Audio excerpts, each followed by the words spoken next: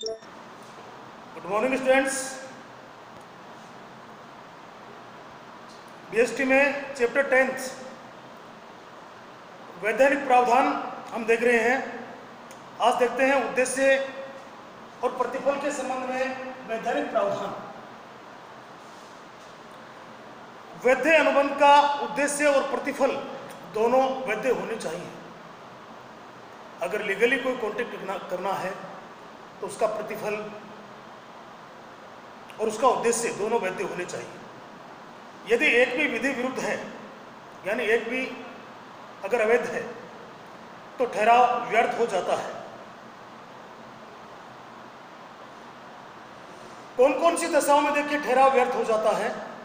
Number 1, जब ठहराव राजनियम द्वारा वर्जित हो। ऐसा कोई एग्रीमेंट किया जाए, ऐसा कोई ठहराव किया जाए जो इन्फोर्सेबल बाय लॉ, राजनियम द्वारा वर्जित हो, ऐसा ठहराव अवैध ठहराव कहलाता है। सेकंड देखिए, जब ठहराव कपटपूर्ण हो। कपट का अर्थ मैंने आपको बताया था, जानबूझकर असत्य बात को सत्य बताना, मिथ्या वर्णन करना, ताकि दूसरी पार्टी के साथ में अनुबंध किया जा सके। तो अगर ठहराव यानी एग्रीमेंट अगर कपटपूर्ण है तो ऐसी स्थिति में वो अवैध हो जाता है, गैर कानूनी हो जाता है। नेक्स्ट देखिए, जब कोई ठहराव दूसरे व्यक्ति या संपत्ति को नुकसान पहुंचाने वाला हो। जब कोई ठहराव, जब कोई एग्रीमेंट ऐसा हो जो दूसरे व्यक्ति के शरीर को हानि पहुंचाने या दूसरे व्यक्ति की संपत्ति को हानि पहुंचाने वाला हो, तो ऐसा एग्रीमेंट भी गैर कानूनी होता है। जब ठहराव अनैतिक हो, अनैतिक नीति के खिलाफ हो, तो ऐसा ठहराव भी गैर कानूनी होता है। जब कोई ठहराव लोकनीति के विरुद्ध हो।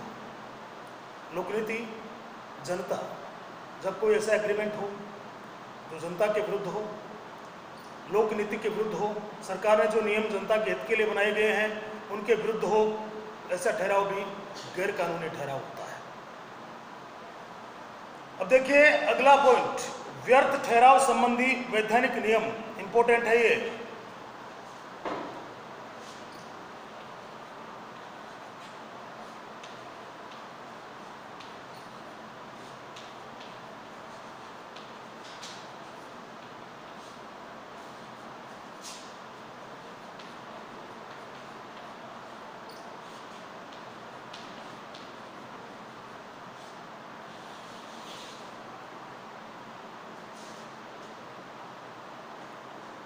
कौन कौन सी दशाओं में ठहराव व्यर्थ हो जाता है। व्यर्थ ठहराव किसे कहते हैं?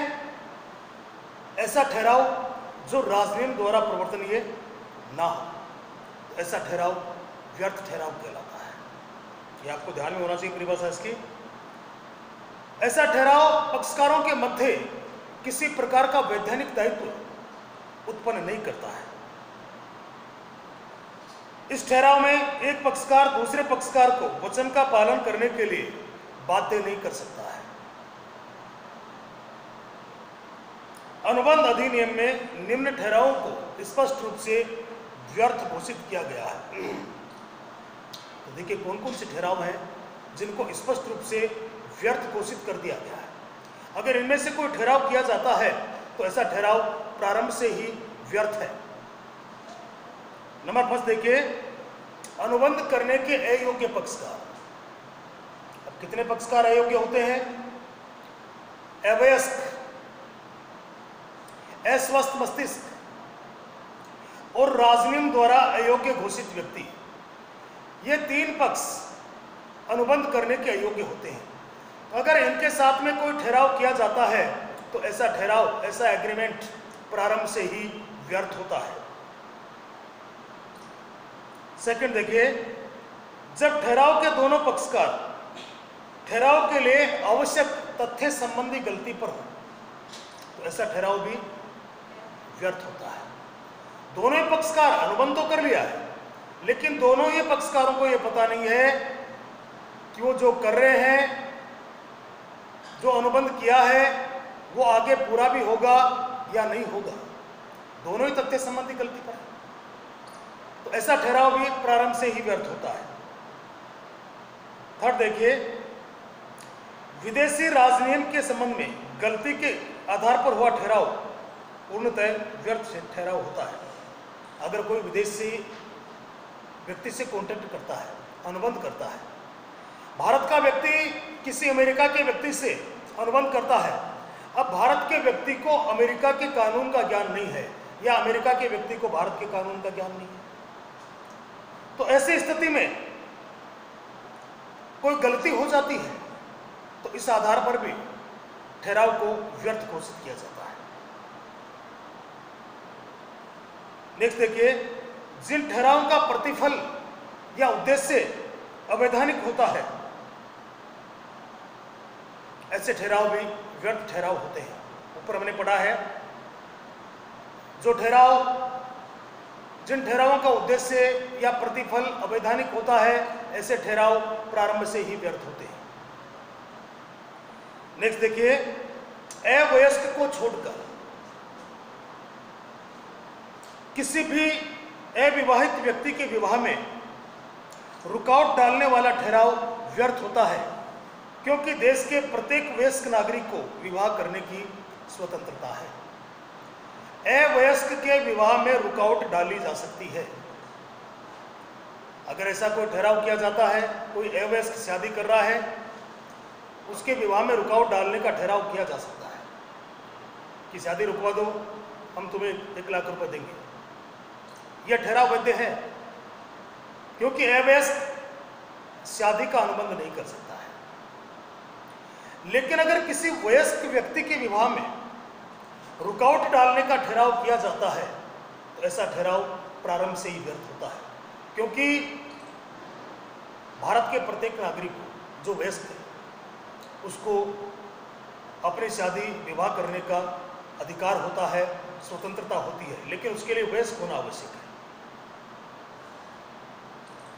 नेक्स्ट देखिए, व्यवसाय में रुकावट डालने वाले ठहराव व्यर्थ होते हैं।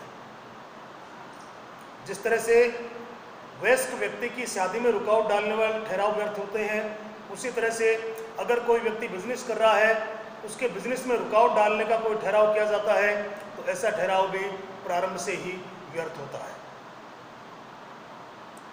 नेक्स्ट, जब किसी ठहराव का उद्देश्य वैधानिक कार्यवाही में बाधा डालना, लीगली कार्यवाही अगर कोई सरकार कर रही है, उसमें बाधा डालने का अगर कोई एग्रीमेंट किया जाता है, तो ऐसा ठहराव भी प्रारंभ से ही पूर्णतः व्यर्थ होता है।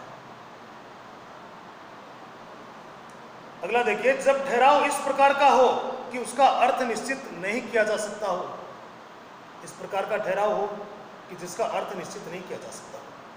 मैं अपनी कार या तो 5,000 रुपये में बेचूंगा या फिर 10,000 रुपये में बेचूंगा, तो इसका अर्थ निश्चित है क्या? ऐसा ठहराव प्रारंभ से ही व्यर्थ है।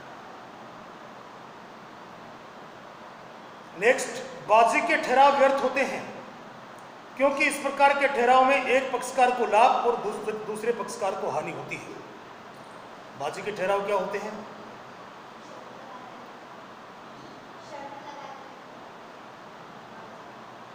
सट्टा। आज बारिश होगी या नहीं होगी,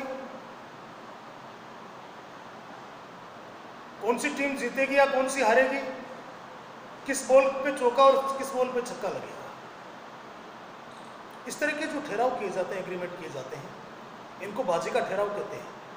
और ये ऐसे ठहराव प्रारंभ से ही व्यर्थ होते हैं, क्योंकि ये जनहित में नहीं है। जनहित में क्यों नहीं है? इसमें एक पक्ष को हानि होती है तो दूसरे पक्ष को लाभ होता है, ये निश्चित है। एक पक्ष हारेगा तो दूसरा जीतेगा, तो ऐसे ठहराव प्रारंभ से ही व्यर्थ होते हैं। नेक्स्ट, यदि कोई ठहराव किसी असंभव घटना के घटित होने पर निर्भर करता है, तो वह ठहराव भी व्यर्थ होता है। घटना असंभव है, संभव ही नहीं है, उसके लिए अगर कोई ठहराव किया गया है, तो ऐसा ठहराव व्यर्थ ठहराव होता है। मैंने आपको एग्जाम्पल दिया था कि आप अगर आसमान से मुझे एक तारा तोड़कर ला दो तो मैं तुम्हें 5 लाख रुपए दे सकता हूं। बताओ कोई तुम्हारे में से ला सकता है तो मैं एग्रीमेंट करता हूं? असंभव है। अगर ऐसे असंभव घटना के लिए हम एग्रीमेंट करते हैं आपस में, तो ऐसा एग्रीमेंट, ऐसा ठहराव प्रारंभ से ही व्यर्थ होता है। नेक्स्ट देखिए, ऐसा ठहराव जो किसी ऐसे कार्य को करने के लिए किया जाता है जो प्रारंभ से ही असंभव है, तो ऐसा ठहराव भी व्यर्थ होता है। जिसे कर पाना संभव ही नहीं है, तो ऐसा ठहराव भी व्यर्थ ठहराव होता है। तो ये इंपॉर्टेंट है, 6 नंबर का क्वेश्चन यहां से आ सकता है। अगला देखिए, संयोगिक अनुबंध संबंधी वैधानिक प्रावधान।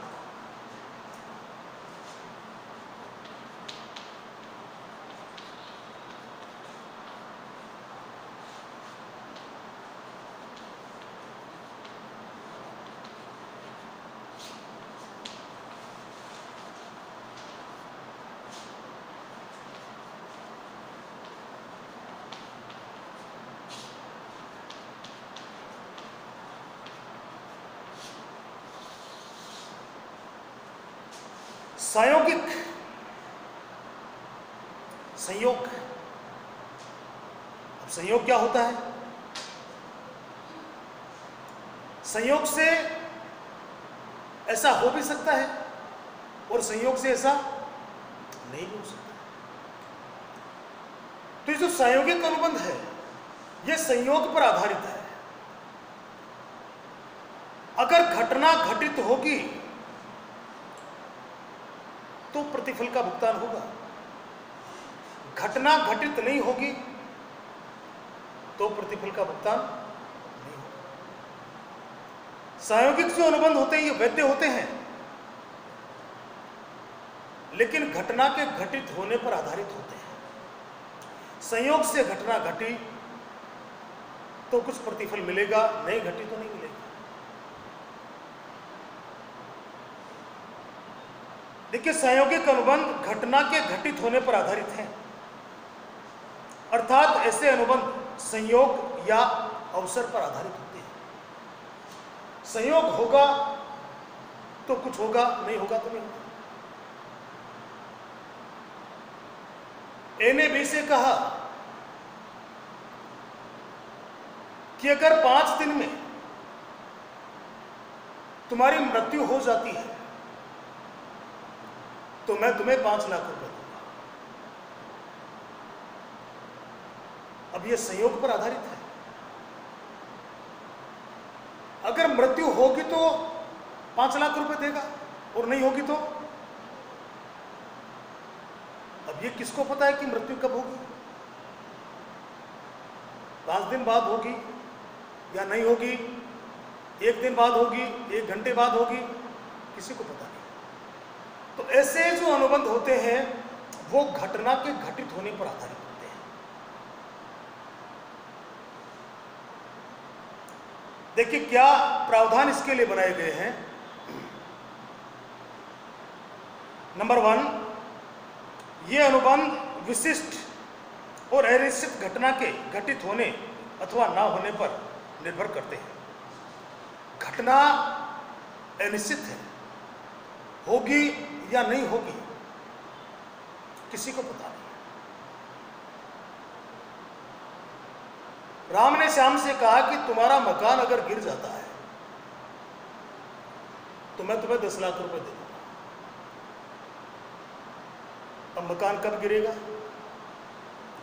गिरेगा या नहीं गिरेगा किसी को पता नहीं। तो घटना अगर घटित होगी, घटना घटित होगी तो प्रतिफल मिलेगा, अन्यथा नहीं मिलेगा। सेकंड देखिए, यह घटना अनुबंध के वचन या प्रतिफल का भाग नहीं होती है। जिस घटना के बारे में जिक्र किया गया है वो अनुबंध का वचन या प्रतिफल का भाग नहीं होती है। होगी घटना तो प्रतिफल मिलेगा, नहीं होगी तो नहीं मिलेगा। नेक्स्ट देखिए, संयोगिक अनुबंध में एक सामान्य अनुबंध के सभी लक्षण विद्यमान होने चाहिए। भले ही संयोगिक अनुबंध है, घटना के घटित होने पर आधारित है, लेकिन एक सामान्य अनुबंध में जितने भी लक्षण होते हैं, आपने 9th चैप्टर में पढ़ा है अनुबंध में कौन कौन से लक्षण होने चाहिए, विशेषताएं कौन कौन सी होती हैं। बहुत सारी विशेषताएं संयोगिक अनुबंध में भी होनी चाहिए। हानि रक्षा, गारंटी तथा बीमा के अनुबंध संयोगिक अनुबंध की श्रेणी में आते हैं। हानि रक्षा का क्या मतलब है? हानि होगी तो रक्षा होगी, अन्यथा नहीं होगी। आपको मैंने एग्जांपल दिया था कि राम और श्याम के मकान की दीवार एक ही है, बीच की दीवार। राम अपने मकान का काम चलाना चाह रहा है, उसके लिए उस दीवार को तोड़ना पड़ेगा। राम ने श्याम को कहा कि मेरे द्वारा दीवार तोड़ने से अगर तुम्हारे को कोई नुकसान होता है तो मैं इतने लाख रुपए की क्षतिपूर्ति करूंगा। अब कब देगा?